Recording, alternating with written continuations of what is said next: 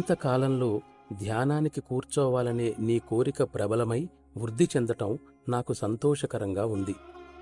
ఇది నిస్సందేహంగా ఉత్సాహాన్ని కలిగించే ఒక శుభసూచకం.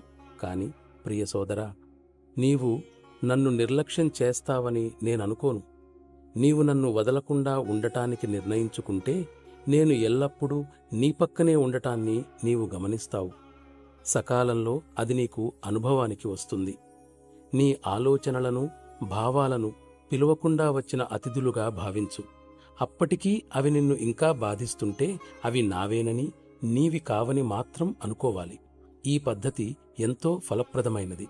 ఆశించిన ఫలితాన్ని ఇవ్వడంలో అది ఎన్నటికీ విఫలం కాదు. దీనివల్ల నీకు కలిగిన ఫలితాలను నాకు తెలుపుతూ ఉండాలి. ఆలోచనలను ఒక్క క్షణంలో నిలిపివేయడం సాధ్యమే, కాని అది మనకు ప్రయోజనకరం కాదు. ఎందుకంటే ముక్తిని పొందటానికి నీలో పూడుకుపోయిన ఆలోచనల భోగము పూర్తయిన వెంటనే వాటిని బయటికి నెట్టివేయడం అవసరం. నీవు ఎంతకాలమైనా ధ్యానం చేయవచ్చు, కాని ఎటువంటి మానసిక అలసట పనికిరాదు.